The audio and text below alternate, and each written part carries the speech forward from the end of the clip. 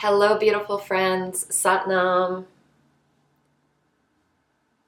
Transfiguration is, in my opinion, the essence of Tantra, the foundation, and really of yoga. In its simplest term, transfiguration is the positive change in vision towards yourself and others.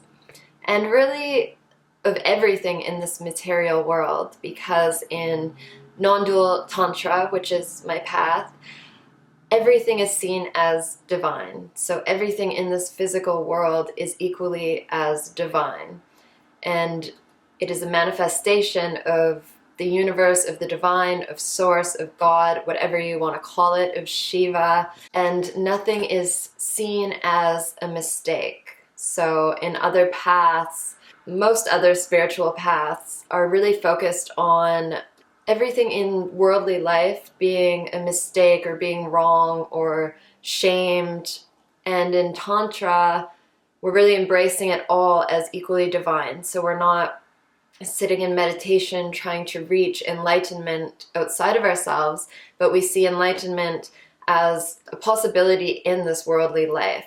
When I say sacred sensuality, for example, in the West, Tantra and sensuality kind of go hand in hand with sexuality, and that is a part of it, but sensuality is really embracing all of the senses, all of this human experience, and using it as a way to enlightenment. Really embracing this present moment and all the sensations of it to reach our enlightenment or to really come back to our source. It's important to see past the veil of the physical bodies and come to the realization that everything is equally as perfect and equally as special. We are all special in our own way, but we are all from the same essence. And this is something that can be easily practiced within a union with another person in a relationship. And these tantric exercises we do, which are focused on relationships and sex, because that is a part of it, but it's not all of it.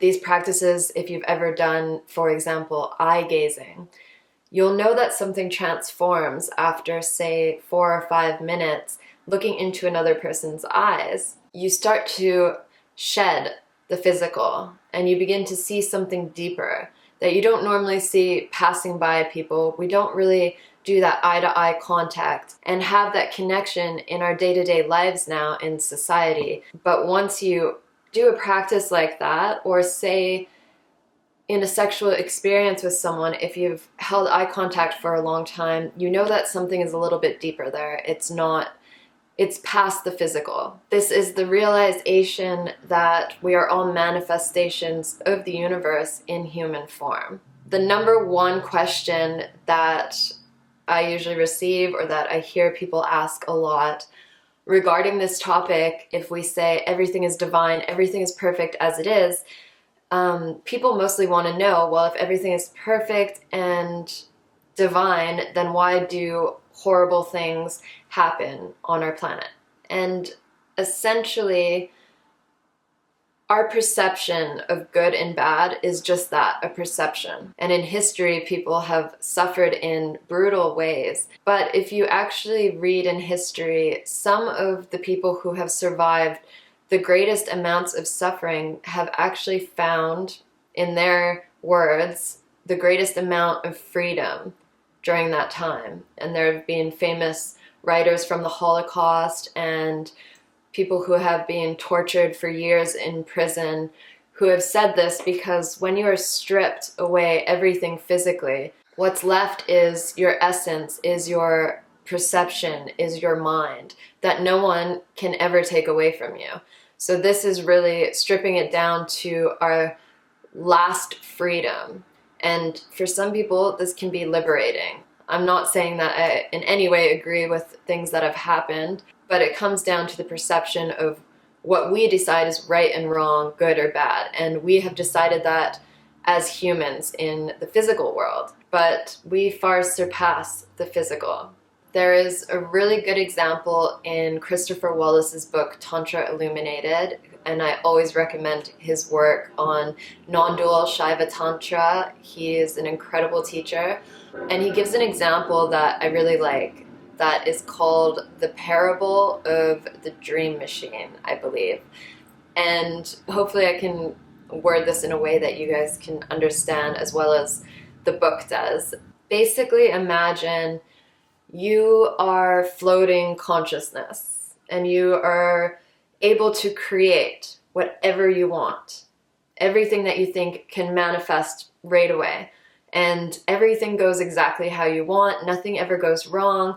And after so long, you might become bored and you might crave a challenge. So you might create situations where you're going off to rescue a damsel in distress, or there's a really challenging thing, but you always know that you're going to win. It's always a good outcome. Then imagine that there's a button, and if you press this button, it's going to bring you into a world where the highest of highs is possible, and the lowest of lows is also possible. And you don't have complete control out of this, but you have the possibility of either. And when you go into this world, you won't remember that you pressed the button. The question, he says, is not if you'll press the button, but when. So this is just a parable, obviously, but it really explains how we're manifestations of the universe, and we do have the opportunity and the freedom to experience the highest of highs and the lowest of lows. And I think in a way that's what makes this life so beautiful, is that it's all unexpected and it's really messy and it's ugly and it's beautiful and it's blissful and it's mysterious. It's the mystery, I think, that drives some of us crazy, but that also makes this so beautiful and divine. So that is my best explanation of that. And back to Transfiguration. Using it, say, in our relationships. So, for example, if you're dating someone named John, and John is a great partner, he works a lot, but he's a little bit lazy, and he likes to sit and have a beer on the couch every day after work, and you would prefer him to help you clean at that time. So, you know, this might be a typical relationship, and sometimes it's difficult to see the divinity in someone, especially when you're with them every day and you start to notice these flaws in another person. Intimate relationships are a really perfect way to practice transfiguration and then bring it out into the world. You would look at John, and instead of saying, I wish he would do this, and I wish he'd cut his hair, and I wish this, you would look at him and say, wow, what a divine being. What a sight to behold. The universe, divinity manifested in this human form in front of me that I have the opportunity to connect with and to grow with and to create a life with. Once you start thinking these things about your partner, just look at them and say, wow, what a god, what a goddess. How lucky am I to experience this with this person? And without even saying this out loud, your partner's energy will shift into a god or a goddess because they can feel that there's an energy shift. And even during sexual intimacy, look at them in the eyes and think, what a divine, beautiful being, what a god and a goddess, and you'll see that they can feel and become more of an embodiment of that. And something that I have come to realize because I've spent many years single, and that is because I would like to work on myself, and if I'm in a union with someone, I want to make sure that, I don't like to use the words the right person, but I want to make sure that it's someone where it's going to last and someone who's willing to continue to grow with me over this lifetime. What I want is kind of particular, so I would rather just wait for that than jump into something and hope that we'll figure it out later, which I did when I was younger. During this time I've spent single, I am around a lot of friends who are in relationships, so I kind of get to be the one to observe them and then take mental notes and know what I want when I have a relationship. And One thing that I've noticed, and I'm in no way judging anyone for this because I used to do it as well, and it's very common in today's society, is there's a lot of possessiveness and codependency.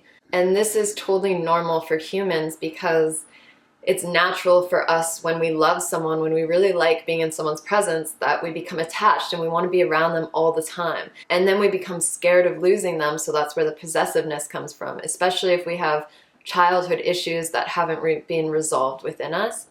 So my point of saying this is that once you have a soul-to-soul connection, a truly spiritual connection with someone, and that's also not common today, but if you are both willing, then you can go down that road and you can grow together. And it's a shift that takes place, because I've been in relationships when I was younger.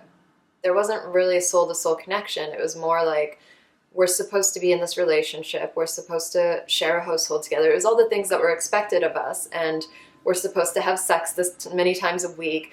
You know, it kind of becomes like a duty of being a girlfriend or a boyfriend, rather than being like, let's sit together and look into each other's eyes for 10 minutes and then talk about it and hold each other and experience something deeper and see the divinity within both of us. I have noticed in my experience and others that once you experience transfiguration, that the possessiveness and the codependency and attachment also begins to dissolve, because that's all on an ego level.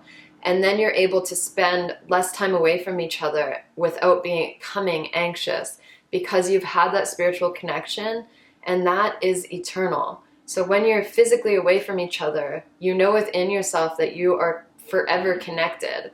So that attachment kind of goes away. My last boyfriend and I spent 6 months away from each other. Of course, I would have preferred at times to be around him, but there was no like deep longing that we needed to be together right away. And it was more of an understanding for the situation and knowing that our connection was deeper than our physical experience at that time. So I am rambling a little bit, but things you can do to work on practicing transfiguration would be, even just for 1 week or for the next month, every morning, look at yourself in the mirror and state 3 things that you absolutely love about yourself that makes you a god or a goddess. And when you converse with people, look them in the eyes and think in your mind or out loud if it's a close partner, wow, what a beautiful goddess or god, what a divine being. And there's ways to do this in not a creepy way or sexualizing way. So it is really common in our society to be overly sexualized and to overly sexualize other humans. I post a picture of me walking on a beach in a bikini, and I have a ton of comments that are very sexual, and I'm not meaning this post to be provocative in any way. It's just was a nice experience that I wanted to share. In my mind, I forget sometimes that this is the way I'm seen in society because I'm not really used to it and it's not what I surround myself with.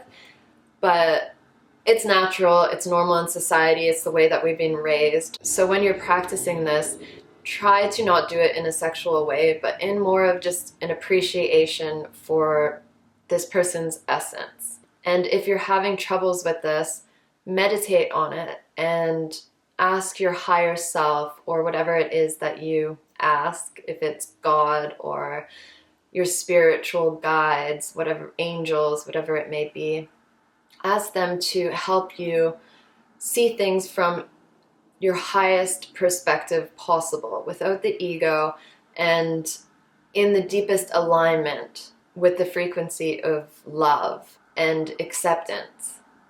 And practice it every day and let me know how it goes. I hope you guys have enjoyed this video, and if you're watching this in real time, I wish you a wonderful weekend. I love and appreciate you all. We are all divine. I am you, you are me. Sat Nam.